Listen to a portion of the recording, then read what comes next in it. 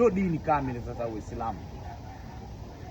Hunafaa, dini ambayo lengo lake ni kupwekesha, umpwekeshe Mwenyezi Mungu, wayuqimu salata, na usimamishe swala, wayutu zakata, na utoe zaka, manake kile ulichoruzukiwa utoe, wadhalika dinul qayyima, hiyo ndio inakuwa dini ya sawa sawa, hiyo ndio dini ambayo iliyokaa kwenye mstari ulio sahihi. Maneno haya yanatupelekea kupata funzo la kwamba duniani tunapofanya vitu tunatakiwa tufanye vitu kwa ajili ya ikhlasi, sio kuonyesha watu, kufanya ria, kwa sababu fanya unavyofanya Mwenyezi Mungu, innahu alimun bidhati sudur, Mwenyezi Mungu ni mjuzi wa kujua kilicho ndani ya kifua kwa kile ambacho unakifanya.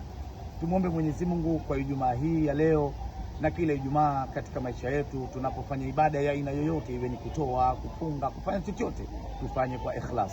Ijumaa mubarak.